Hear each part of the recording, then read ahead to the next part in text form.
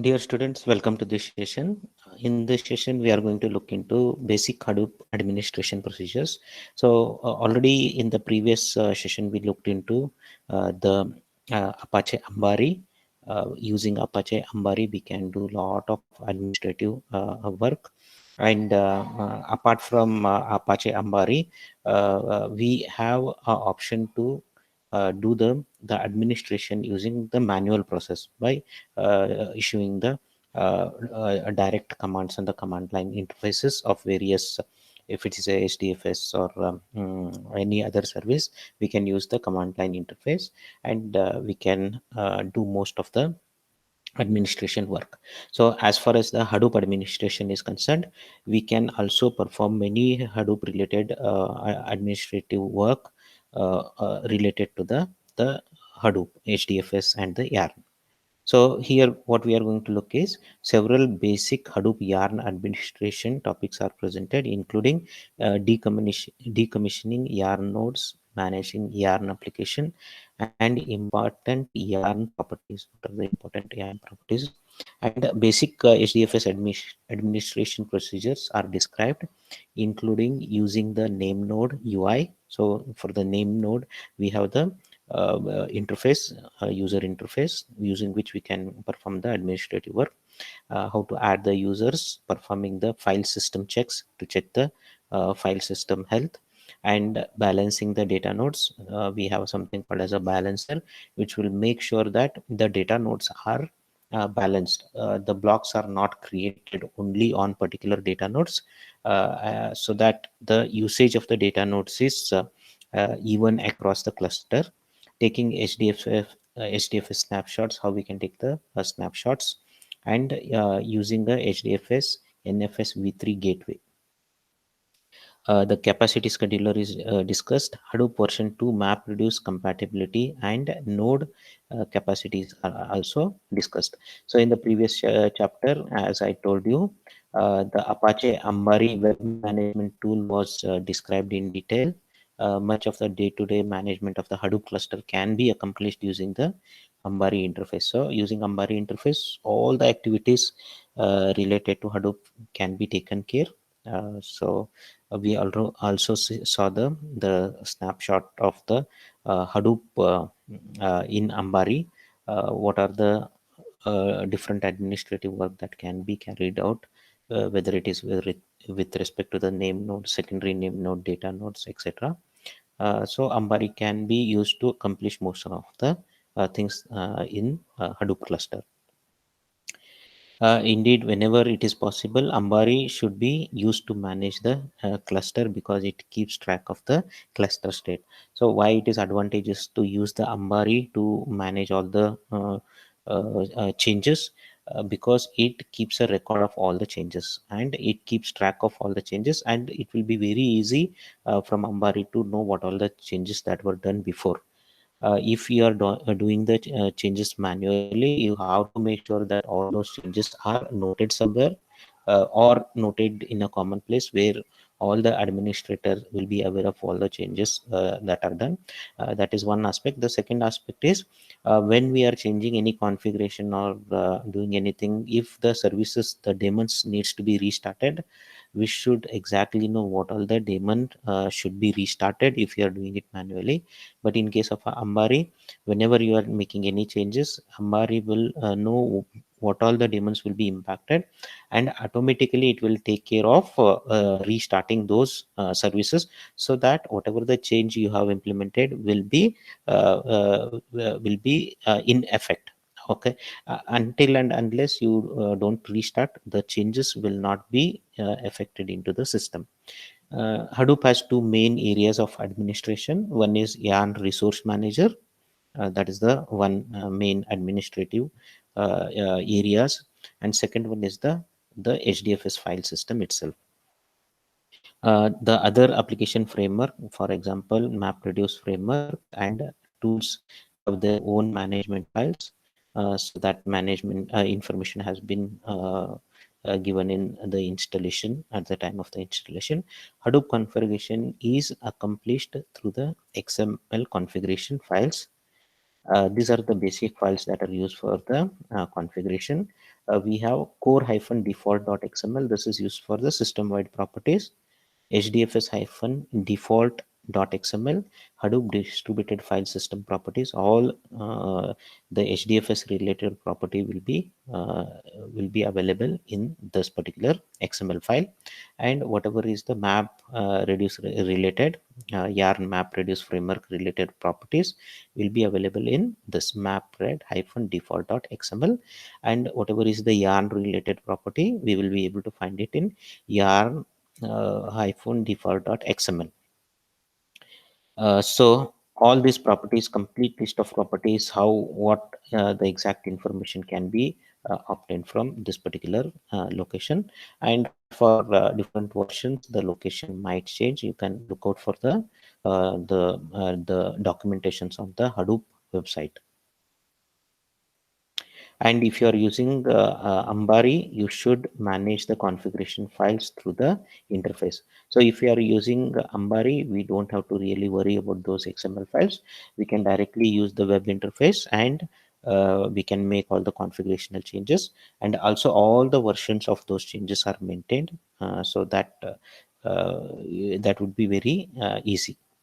So rather than editing by hand, we can use the Ambari interface. If some other management tool is employed, it should be used as described. The following section covers some of the useful administrative tasks that may fall outside of Ambari. So there are these are the some of the things that will fall outside the Ambari. They require special configuration or require more explanation. By no means does this discussion cover all possible topics related to Hadoop administration. Rather, it is designed as a just a jump start. So it will give a very brief overview of the kind of basic administrative work that needs to be carried out. Basic Hadoop YARN administration.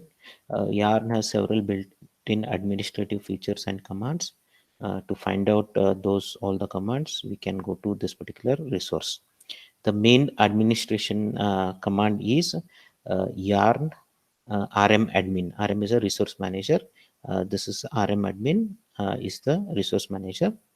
Enter yarn space rm admin space -help. This will list out all the options that are available. Decommissioning yarn nodes. How to decommission a yarn node? This particular task can be carried out using Ambari also. So if you want to decommission a particular yarn node, we can do that. If a node manager host or a node needs to be removed from the cluster, it should be decommissioned first. Assuming the node is responding, you can easily decommission it from the Ambari web UI. So this already in the previous session we looked into yarn service, and once you get into the yarn service, you will get into the host view. In host view, you will see all the components that are running on that particular host, and you can select the whichever the host that is running this particular yarn related thing, you can decommission it. So there will be a drop down. One of the option in the drop down would be the decommissioning.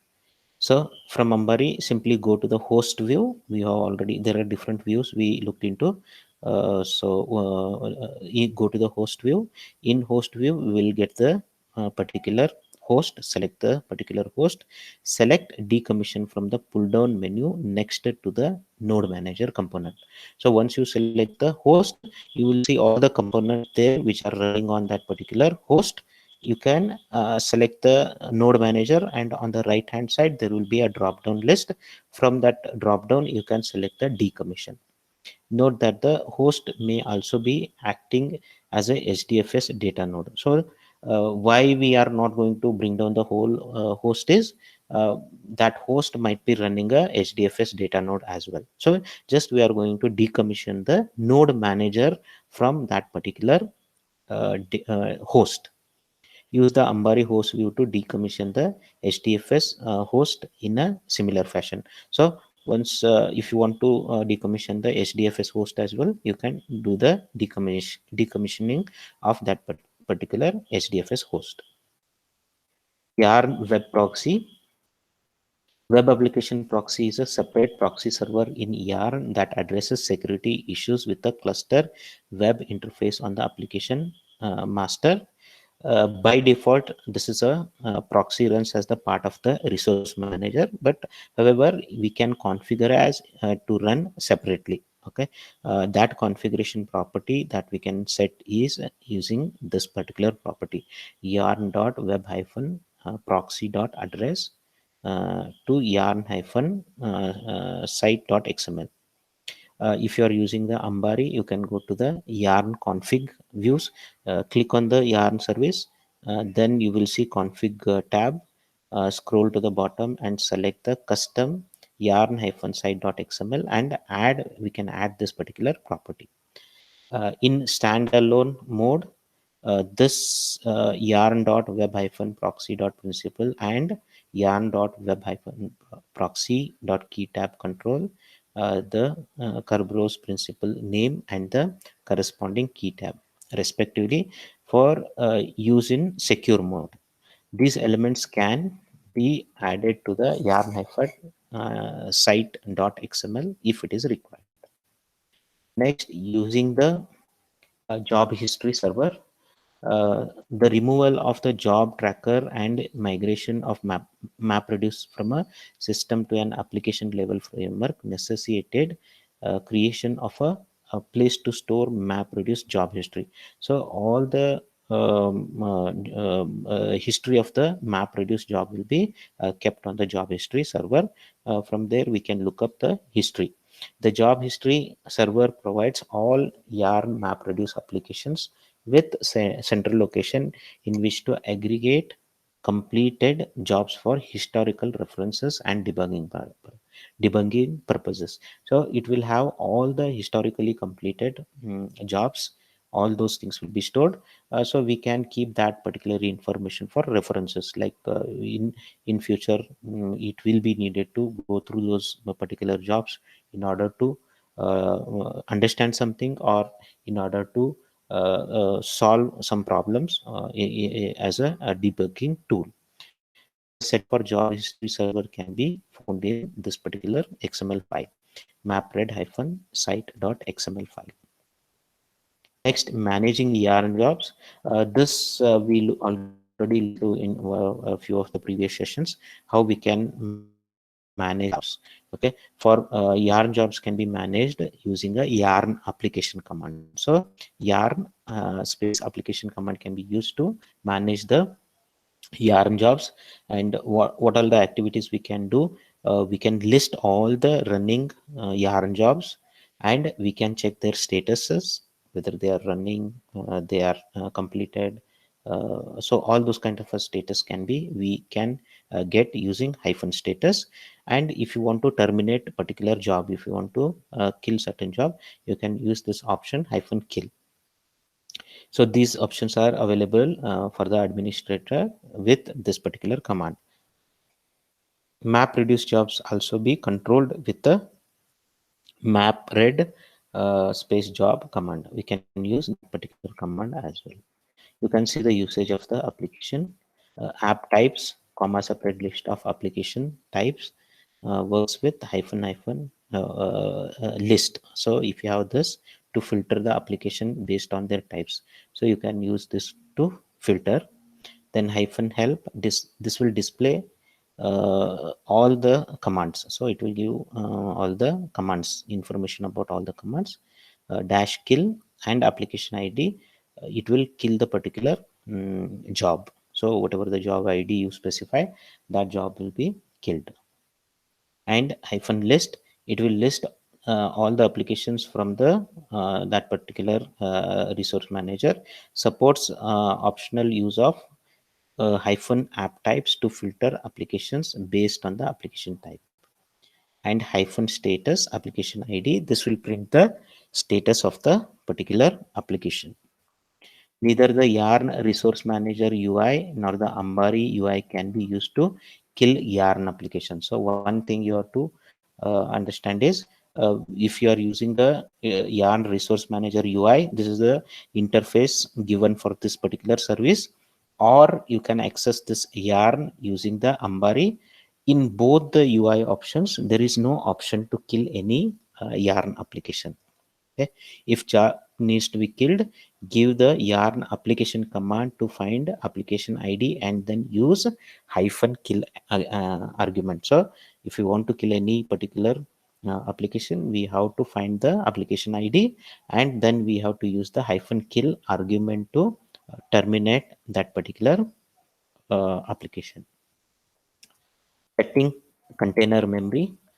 We already know when yarn manages the resources, it provides the containers, and if you want to set the memory for those containers, you can do so using these steps. Yarn manages application resource container over the entire cluster. Controlling the amount of container memory takes place through the three important values in yarn-site.xml file. So all the yarn related configuration will be stored in this yarn-site.xml, and these are the three configurations that are important for the memory of the container. First one is yarn dot node manager dot resource dot memory hyphen mb is the amount of memory node manager can use for the containers. So this is the amount of memory that a node manager can use. Then scheduler dot minimum hyphen allocation hyphen mb is the smallest container allowed by the resource manager. A requested container smaller than this value will not result in an allocated container of this particular size, and the default value is 1024 MB. And the next property is yarn dot scheduler dot maximum hyphen allocated hyphen MB is the largest container that is allowed on this particular node by the resource manager.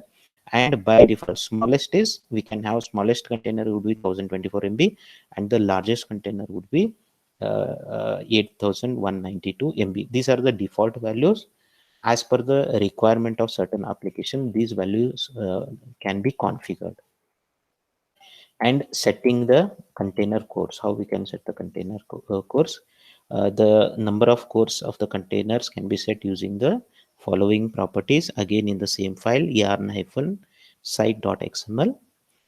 The first property is yarn dot scheduler dot minimum dash allocations dash v cores. The minimum allocation for every container request at the resource manager in terms of the virtual CPU cores. Request smaller than this allocation will not take effect, and the specified value will be allocated in the minimum number of cores. Default is 1 core. So this is the minimum allocation of the cores. Next one is similar to minimum, we have the maximum allocation of the v cores. This is the maximum allocation of every container request at the resource manager in terms of virtual CPU cores. A request larger than this will not take effect.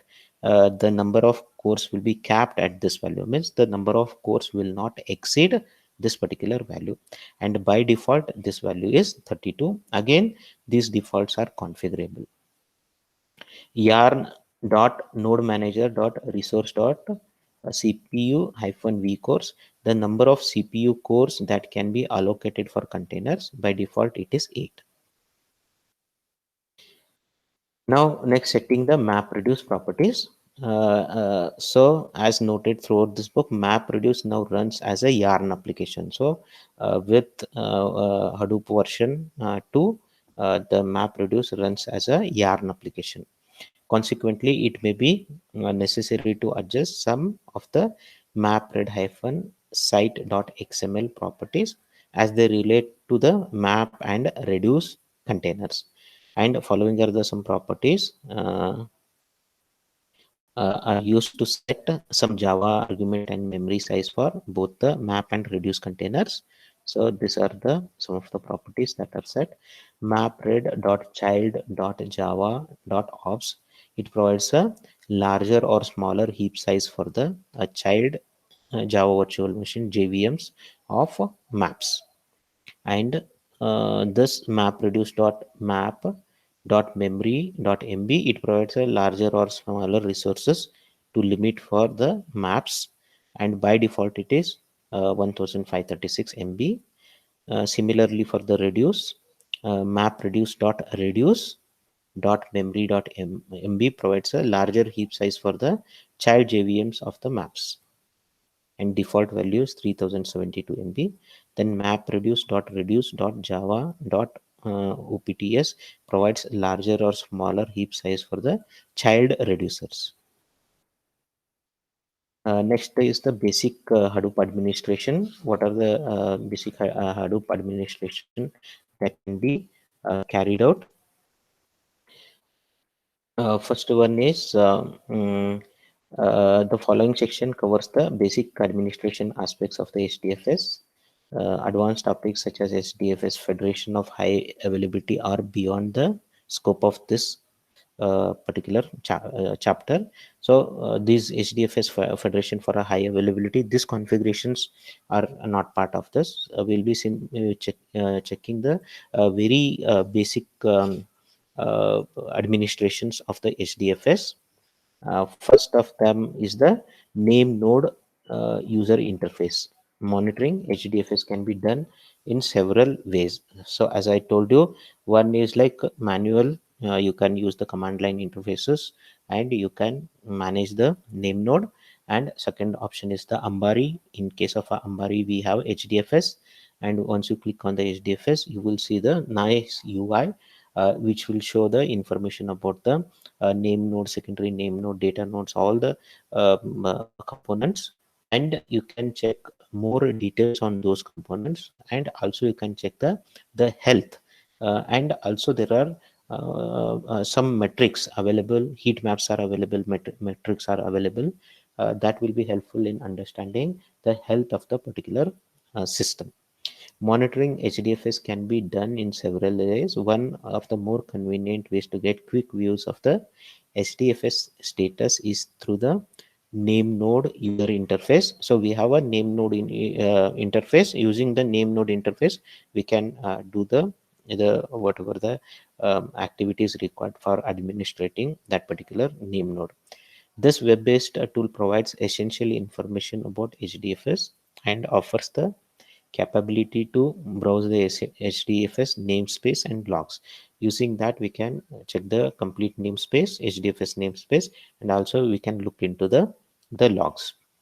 The web-based UI can be started from within the Ambari or from the web browser connected to the name node. So in Ambari, simply select the HDFS service window and click on the quick links, pull down the menu in the middle of the page. Yesterday we looked into this when we clicked on the HDFS service.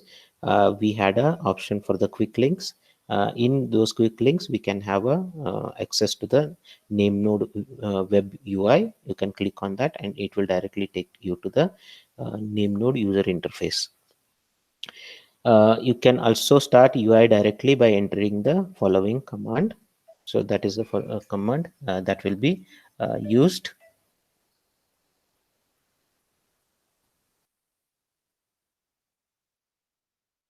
Okay, this is the a window where we can see the name node user interface. Just I will you can see overview, and this is the name of the host. Then it says active. Then summary information is there. So there are 5 tabs on the UI: overview, data node, snapshot, startup progress, and utilities. The overview page. This is the overview page.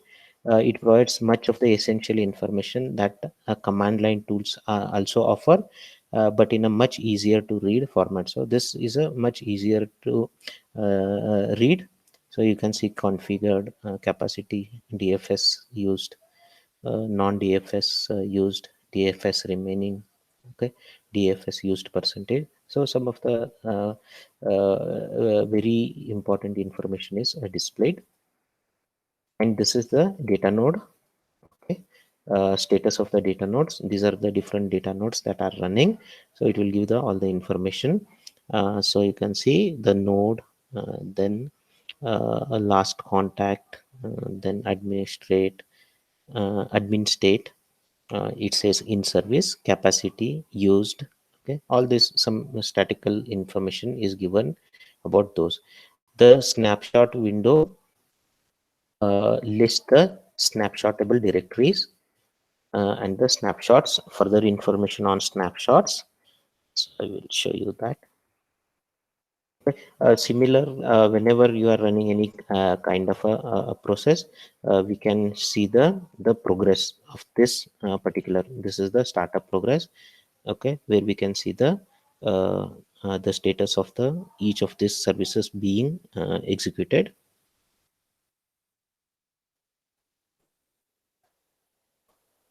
This is the browse directory. So this is the directories that are available on the HDFS, and we can list it out. We can see who is the owner, who is the group, what is the size. So all that kind of information can be seen here. Adding users to the HDFS. So adding users to the HDFS can be done in multiple ways. For full explanation of HDFS permissions, we have to look into this. So this is the quick steps, okay, to create a user account manually on a Linux based system. Okay, for that we have to perform these following steps.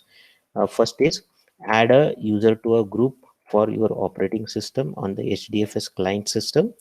In most cases, the group name should be that of the HDFS super user, which is often a Hadoop or HDFS. That is the user.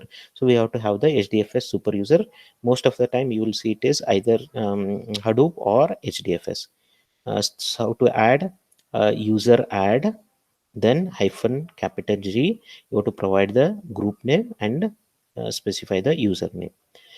Then create the username directory in HDFS. Once you have the user, then create the directory. How to create that? HDFS DFS make directory /user / whatever the username you have given here.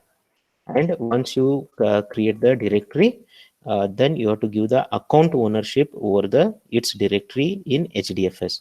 So what you will do is HDFS DFS hyphen ch own, that is change owner, username for which username colon the group name either Hadoop or HDFS, and provide the directory. Okay, /user / whatever the username. So this is how you can add a user to the HDFS system.